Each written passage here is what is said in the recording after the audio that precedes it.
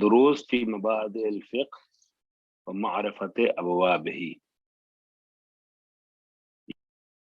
فقہ ہمارا یہ جو درس شروع ہو رہا ہے اس کا عنوان ہے آشنائی با دانش فقہ، اور جو کتاب آپ کو جس کی پی ڈی ایف ابھی پہنچی نہیں ہے پورے طور سے، نہ ہم تک نہ آپ تک، تقریباً 125 صفحے کی کتاب ہے جس میں سے 8-10 صفحے ابھی پہنچ پائے ہیں، شروعاتی یعنی فہرست اور پہلا درس، غالباً وہی پورا نہیں ہے، وہ پہنچا ہے، کوشش کی جا رہی مدرسے کی طرف سے، ہم قریب انشاءاللہ پوری پی ڈی ایف آپ تک اور ہم تک پہنچ جائے گی، تو انشاءاللہ اس کو آگے بڑھائیں گے. اور یہ بتائیے گا کہ یہ جو میں بتا رہا ہوں ایسے ہی آپ لوگوں کے ساتھ بھی ہے نا؟ ابھی تک آپ تک تو پوری کتاب تو نہیں پہنچ پائی ہے نا؟ تو وہی 10 پیج جو ہم تک پہنچے وہی آپ تک بھی پہنچے، 9 پیج. خوب، تو چلیے، امید یہ ہے کہ اس ہفتے کا تو اس میں ہو جائے گا، اور اگلے ہفتے تک انشاءاللہ اگلے ہفتے تک ساری جو ہے وہ کتاب، پوری کتاب پہنچ جائے گی آپ تک بھی ہم تک بھی. تو انشاءاللہ پوری کتاب جب سامنے رہتی ہے تو پھر پڑھنے پڑھانے میں زیادہ اچھا لگتا ہے، کیونکہ سیاق و سباق، اس کے ماں قبل ماں بعد کیا آنے والا ہے، ساری چیزیں ذہن میں رہتی ہیں. خوب، فی الحال ایک دورنما، ایک خاکہ آپ کی خدمت پیش کیا جا رہا ہے. کتاب کا نام ہے دروس فی مبادئ الفقہ و معرفت ابوابہ. فقہ یا معرفت و ابوابہ بھی پڑھ سکتے ہیں ایک جہت سے. کچھ دروس ہیں جو فقہ کی ابتدائی بحوث کے متعلق ہیں اور فقہ کے ابواب کی معرفت اور شناخت کے متعلق ہیں. فارسی میں اس کا نام رکھا گیا ہے آشنائی با دانش فقہ، یعنی فقہ کے موضوع پر جو باتیں ابتدائی مرحلے میں جاننا ضروری ہے اسے اس درس میں بیان کیا جائے گا. رائٹر کا نام حسن رضائی ہے اور اس کتاب کو چھاپا ہے جامعۃ المصطفیٰ والوں نے. جامعہ مصطفیٰ کی طرف سے کتاب چھپی ہے. البتہ جامعہ مصطفیٰ کی جو نمائندگی ہے ہمارے ہندوستان میں اس کی جانب سے. خوب، اب ہم آج ذرا سا فہرست میں وارد ہو رہے ہیں، چونکہ یہ موضوع آپ کے لیے نیا ہو سکتا ہے اور آپ کنفیوز ہو سکتی ہیں آپ لوگ کہ پتہ نہیں اس میں کیا پڑھایا جائے گا، فقہ پڑھایا جائے گا، کچھ اور پڑھایا جائے گا. تو اس کنفیوژن کو دور کرنے کے لیے اس کی فہرست میں اور وقت رات تو آخر میں تھوڑی دیر کے لیے متن میں وارد ہو جاؤں گا جہاں لفظ فقہ کی یا اصطلاح فقہ کی تعریف کی گئی ہے. فقہ کسے کہتے ہیں، لغوی اور اصطلاحی تعریف، وہاں تک پہنچنے کی کوشش کروں گا.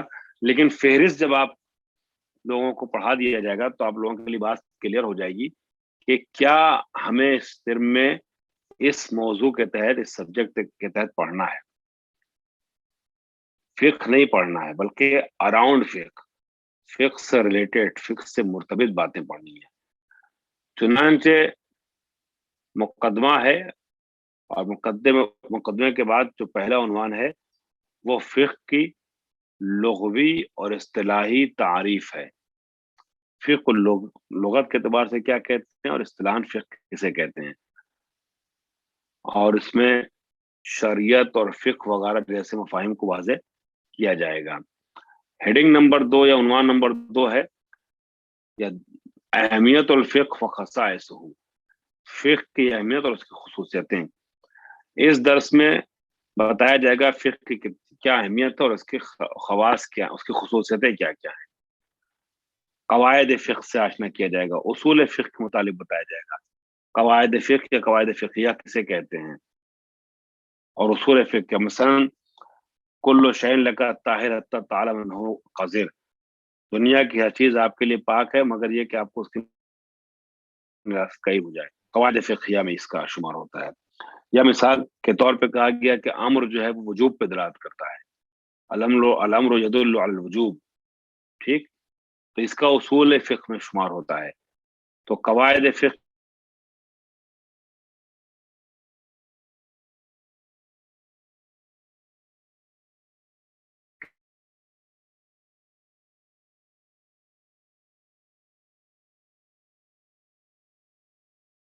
بتائیں رائج اصطلاحات کیا کیا ہیں، خاص اصطلاحات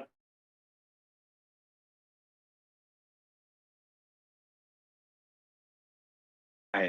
اجتہاد کیا ہے، اجتہاد کی ضرورت کیوں ہوتی ہے. مجتہد کے بارے میں جب گفتگو ہوگی تو دو مرحلے میں گفتگو ہوگی. پہلے مرحلے میں یہ بتایا جائے گا کہ مجتہد ہے کیا،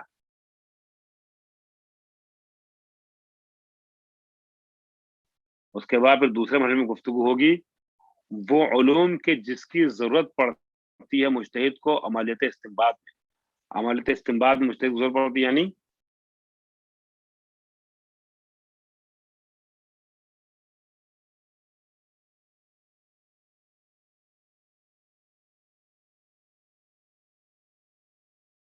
بتایا جائے گا.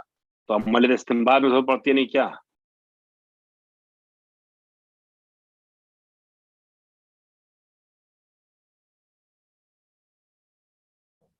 یعنی بتائے گا. جو فتوے مجتہد دیتے ہیں ان کو عرض کرنے کے لیے.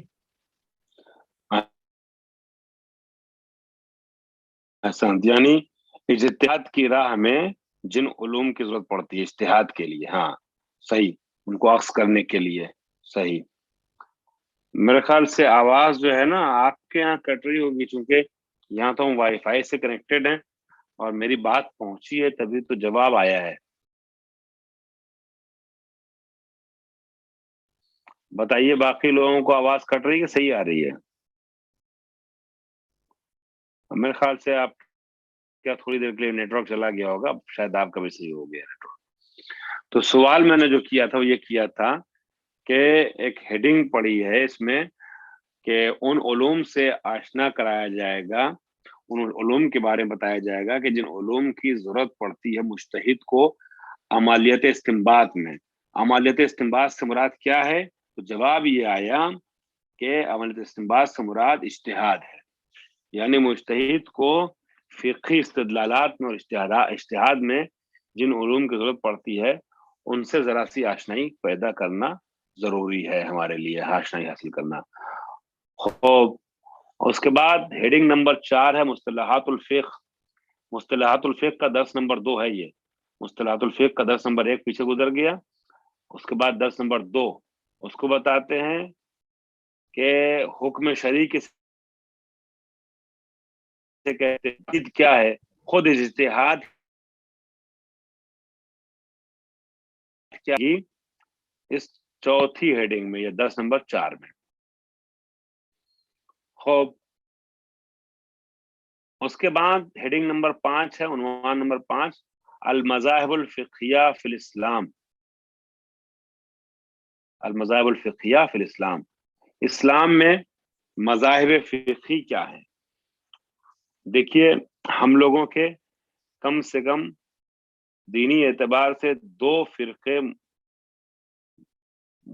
دو طریقے سے فرقے مشہور ہیں، مذاہب یا فرق کلامی، مذاہب یا فرق فقہی. ہم امامیہ ہیں، اثنا عشری ہیں کلامی اور اعتقادی اعتبار سے، اور امامیہ کے مقابلے میں جو سنی فرقہ آتا ہے وہ معتزلہ کہلاتا ہے، وہ اشاعرہ کہلاتا ہے.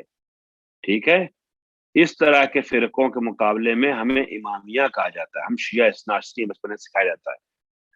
لیکن کچھ فرقے مسلمانوں میں فقہ کے اعتبار سے ہیں، جیسے مالکی، حنبلی، شافعی، حنفی. ان 4 فرقوں کے مقابلے میں ہم فقہ جعفری کہلاتے ہیں. ٹھیک ہے، ہماری فقہ جعفری کہلاتی ہے، ہم جعفری ہیں، جعفری مذہب.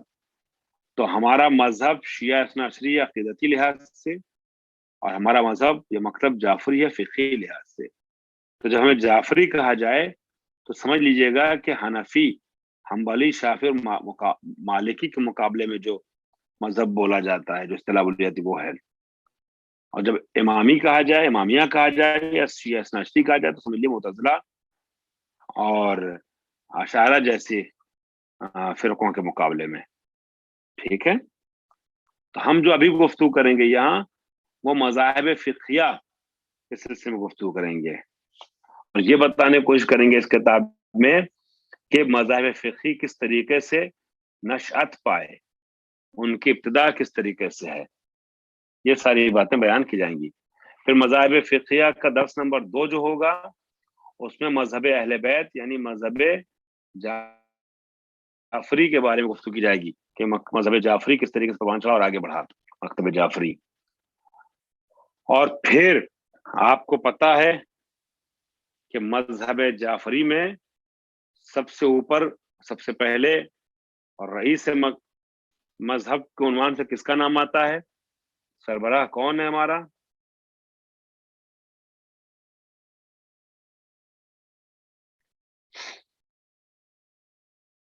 اہل بیت میں کسی خاص کا نام بتائیے. فقہی اعتبار سے سب سے پہلے اور سب سے بڑا نام کس کا آتا ہے؟ ہاں، امام جعفر صادق علیہ السلام ہمارے سربراہ، جی، چھٹے امام ہیں. اسی لیے ہم کو جعفری کہا جاتا ہے فقہی اعتبار سے. صحیح پہنچ رہے ہیں آپ لوگ. خوب. تو اب ہماری ضروری یہ ہے کہ ہم یہ دیکھیں کہ جو اس مذہب کا بانی کہلاتا ہے اور حقیقت میں پیغمبر اکرم کے ہی نظریات کو استحکام بخشا ہے امام جعفر صلی اللہ علیہ وسلم نے، لیکن مذہب جعفری کا یا مکتب جعفری کا بانی امام کو کہا جاتا ہے. تو ان کے بارے میں علماء کے اقوال کیا ہے؟ شیعہ سنی علماء ان کے بارے میں، شیعہ جانے دے سنی علماء ان کے بارے میں کیا کہتے ہیں، ان کی علمی شخصیت. ٹھیک ہے. تاکہ جب اہل سنت سے مناظرہ یا مباحثہ گفتگو تو بتایا جا سکے کہ دیکھیے ہمارے امام کے بارے میں آپ کے بڑے بڑے علماء کا یہ کہنا ہے. خوب. اس کے بعد درس نمبر 3 ہے مذہب فقہ فی الاسلام، جس میں مذہب حنفی بیان کیا جائے گا.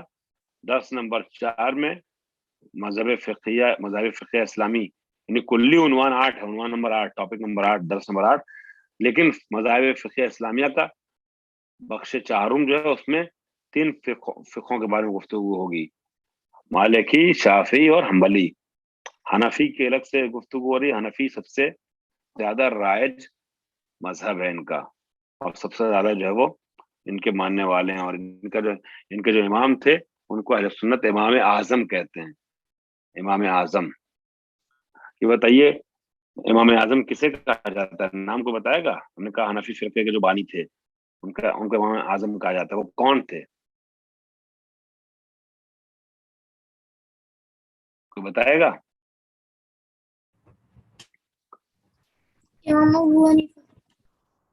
ہاں، اگر آپ لوگ بول کے بتانا چاہیں تو بتا سکتی ہیں. ریکارڈنگ جو ہو رہی ہے تو اس طریقے سے نہیں ہو رہی ہے کہ اس میں آپ کی آوازیں آئیں.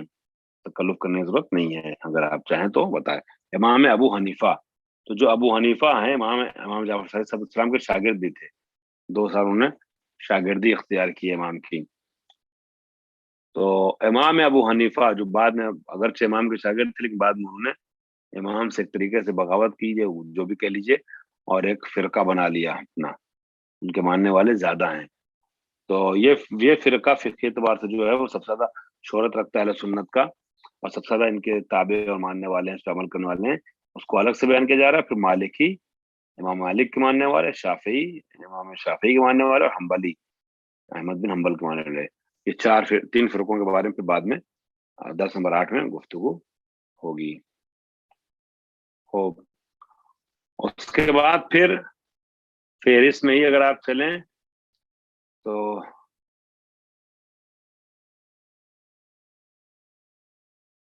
ایک منٹ ٹھہریے گا.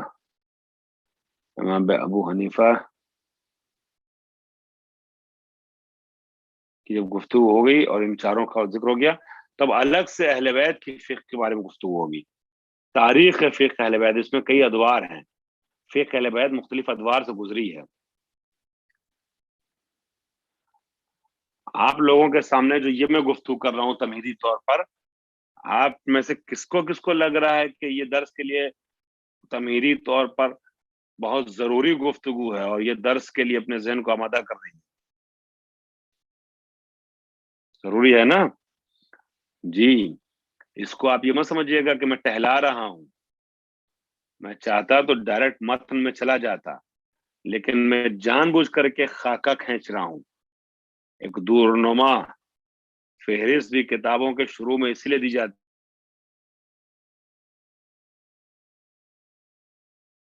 ہے عام طور پہ. آخر میں ڈال دیتے ہیں کیونکہ مجھے بکواس روش لگتی ہے. کوئی سوال ہے جی بتائیے.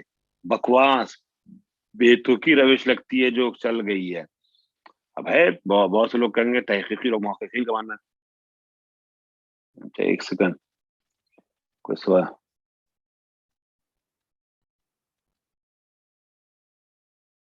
ہاں صحیح، آپ کے دماغ میں سوال آیا تھا کہ ہم اس میں کیا ہے، لیکن اب جب میں آپ کو یہ تمہیدی گفتگو پیش کر رہا ہوں، ایک نقشہ کھینچ رہا ہوں، تو آپ کے دماغ میں اب آتا چلا جا رہا ہے کہ یہ موضوع کیا ہے اور اس میں ہم کو کیا پڑھنا ہے آگے چل کر کے.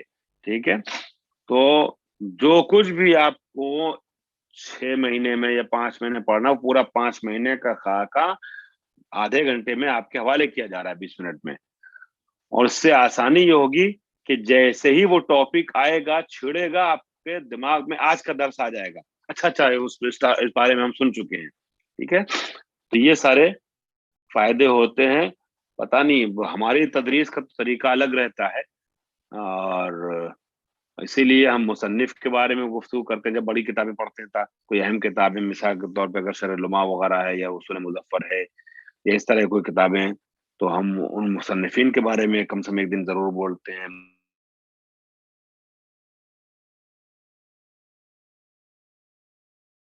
روش ہے جو ہو سکتا ہے بعض اوقات. میں یہاں کی بات نہیں کر رہا ہوں جس مدرسے میں آپ لوگ ہیں، لیکن کچھ کسی مدرسے والوں کی نظر میں ہو سکتا ہے یہ چیز اتنی ضروری نہ ہو.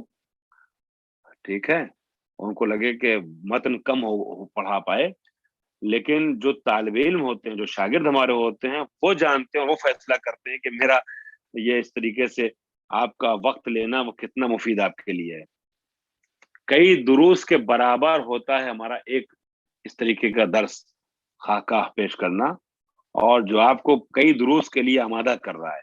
اب جب آپ نے پڑھ لیا کہ 4 فرقے 5 فرقے ہیں، تو اس میں آپ کا تعلق چونکہ فقہ اہل بیت سے ہے، تو اب ضروری یہ ہے کہ آپ تاریخ اہل بیت پڑھیے. اس کے بعد ادوار ثلاثہ بتائے جائیں، یعنی فقہ اہل بیت جو ہے نا، تاریخ فقہ اہل بیت پڑھنا ضروری ہے. اب جب تاریخ فقہ اہل بیت آپ پڑھیے گا تو فقہ اہل بیت کی تاریخ جو ہے وہ 3 مرحلوں سے گزری، 3 دور آئے ہیں، ادوار ثلاثہ کہتے ہیں. مثلا فرض کیجئے زمانے پیغام حضور عصر حضور کو ایک دور مان لیا جائے. اب یہ تو میں فرض کیجئے کہہ رہا ہوں، ورنہ دقیق اور کس طریقے سے صاحب کتاب نے درجہ بندی کی اس کو میں آگے چل کے بیان کروں گا. فرض کیجئے کہ فقہ اہل بیت عصر حضور میں، تو نبی سے اور امیر المومنین سے لے کر کے 11ویں امام کے زمانے تک فقہ کس دور سے گزری. پھر اس کے بعد فقہ فرض کیجئے کہ زمانے غیبت کبرا میں کس دور سے گزری، غیبت صغرا میں. یا فرض کیجئے غیبت صغرا کو آپ ایک دور نہ بنائیے، تو آپ 3 صدی ہجری سے لے کر کے 5ویں صدی ہجری تک مثلا، پھر 5ویں صدی ہجری سے لے کر کے 10ویں صدی ہجری، 10ویں صدی ہجری سے عصر حاضر تک، یا آپ علماء کے نام سے بنا سکتے ہیں. عصر ائمہ کا ایک دور بنایا آپ نے. پھر آپ نے بنایا کہ شیخ صدوق سے لے کر کے مثال کے طور پہ علامہ ہلی تک. پھر علامہ ہلی سے لے کے مثال کے طور پہ آپ چلے امام آغا خوئی تک، اور اب پھر اس کے بعد آغا خوئی سے عصر حاضر تک، یعنی عصر حاضر آغا خوئی کے بعد عصر حاضری ہو جائے گا. عصر حاضر میں فقہ کی حیثیت جس طریقے سے بھی دور بنایا جائے، تو وہ جو ادوار ہیں فقہ کے اس کا جاننا ضروری ہے. انہوں نے بہت منظم مرتب طریقے سے ادوار فقہ کو پیش کیا، وہ آگے چل کے انشاءاللہ بیان کیا جائے گا. ایسے نہیں ہے ہاش پاش خالت ملت جیسے میں بیان کر رہا ہوں. صاحب کتاب نے کتابی طور پہ اس کو بیان کیا، انشاءاللہ اس سے استفادہ کریں آپ لوگ. طور اول بیان کیا جائے گا. پھر اس کے بعد عنوان نمبر 10، ہیڈنگ نمبر 10 جو ہے اس میں تاریخ فقہ اہل بیت، اس کا بخش دوم پیش کیا جائے گا. اس میں دور ثانی اور دور ثالث، یعنی دوسرے اور تیسرے دور کو پیش کیا جائے گا. اس کے بعد درس نمبر 11 جو ہے درس نمبر 11 میں مصادر الاستنباط ہے، یعنی جب اجتہاد کیا جاتا ہے، استنباط کیا جاتا ہے، استنباط یعنی باطن سے بنا استنباط نہیں، استنباط یعنی نکالنا، تلاش کرنا. یہ جو کتاب اور روایت اور حدیث سے جو مسئلے نکالے جاتے ہیں، ٹھیک ہے، استخراج کیے جاتے ہیں، یعنی استخراج مسائل کو استنباط کا نام دیا جاتا ہے، یعنی اجتہاد.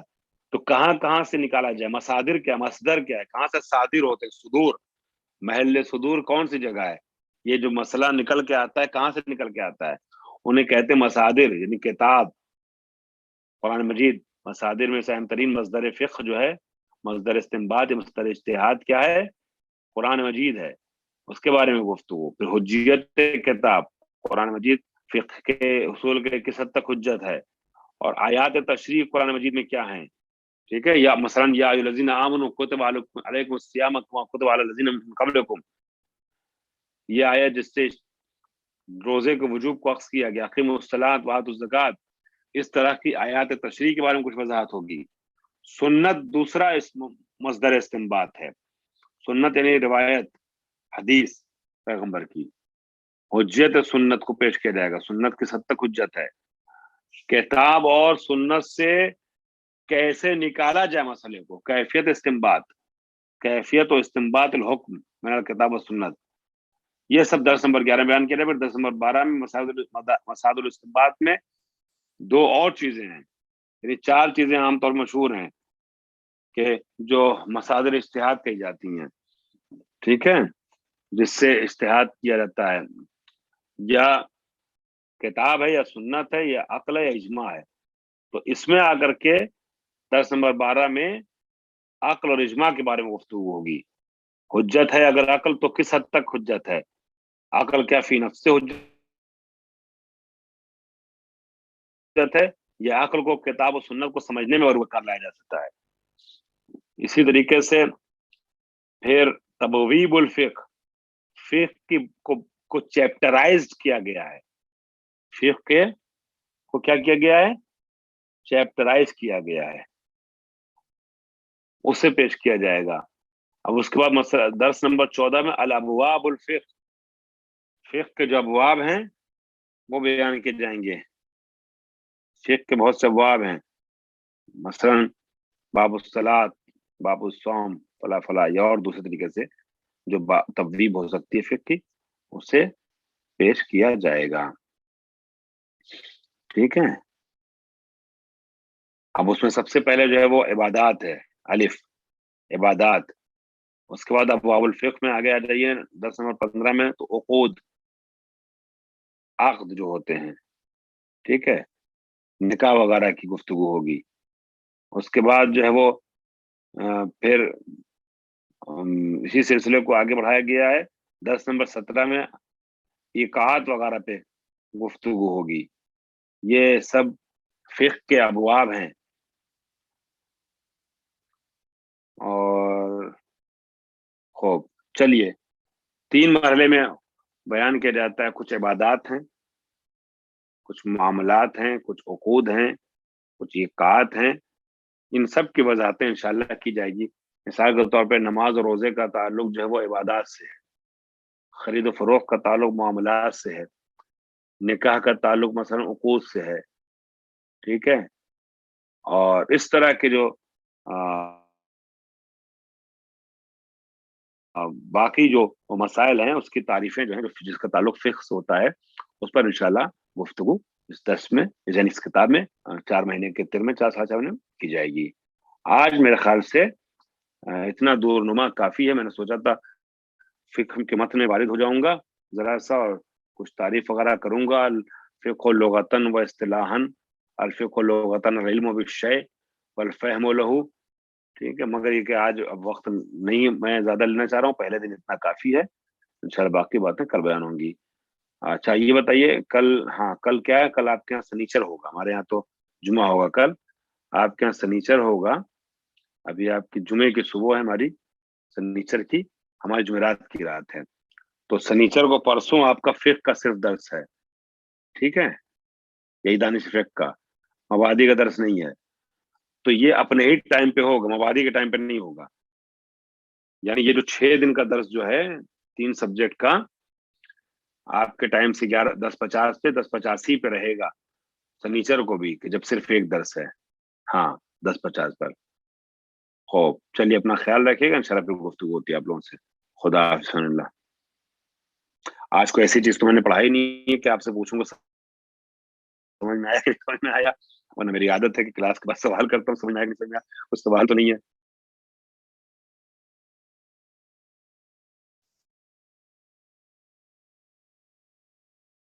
ہائے شکریہ. دیکھیں آپ میں سے کسی نے کچھ کہا ہے کیا؟ السلام علیکم آقا. جی منطق کی پی ڈی ایف آئے گی آگے کی، منطق کی پی ڈی ایف. اچھا تو منطق، علیکم السلام. میں 1 منٹ آپ کا سن رہا ہوں، اس کو پہلے بند کر.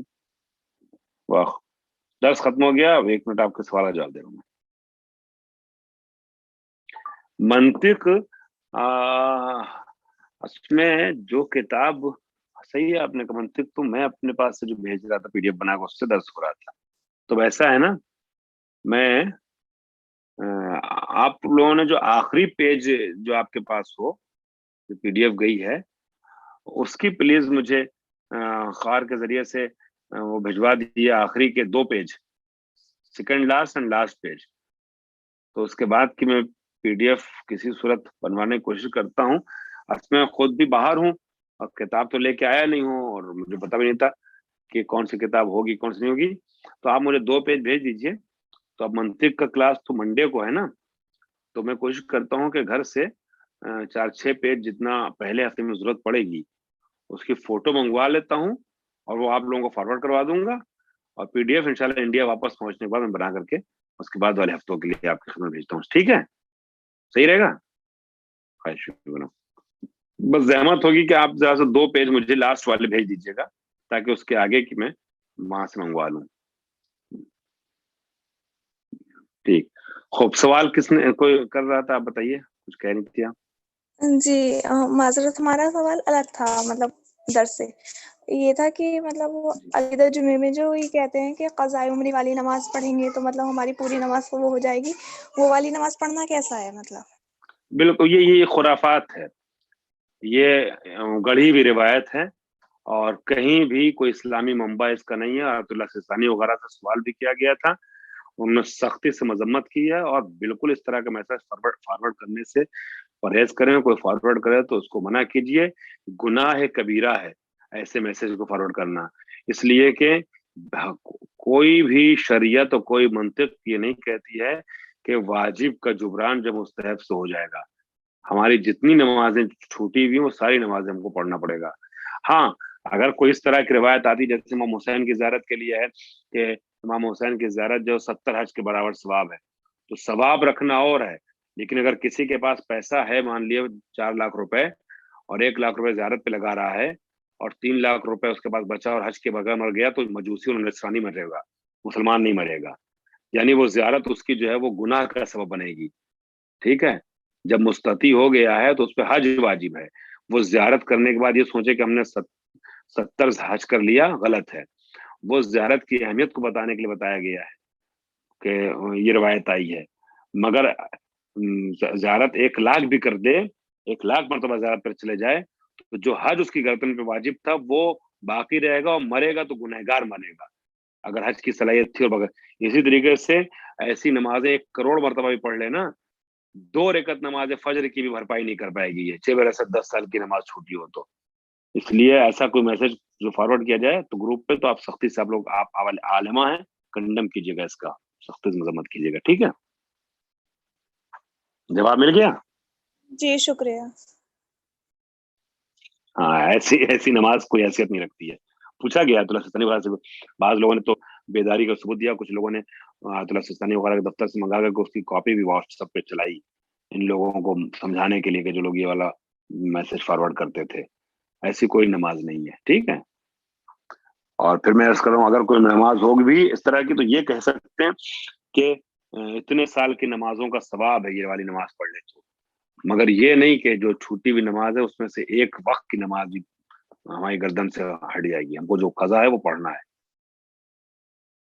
ٹھیک. ایسے سوالوں کے جواب میں تھوڑا سا سختی سے آپ لوگوں کو جواب دینا پڑے گا، ورنہ عوام جو ہے وہ واٹس ایپ اور فیس بک کے دور میں چلی جاتی ہے، بے روی کا شکار ہو جاتی ہے. ان کو یہی سینڈوچ چاہیے.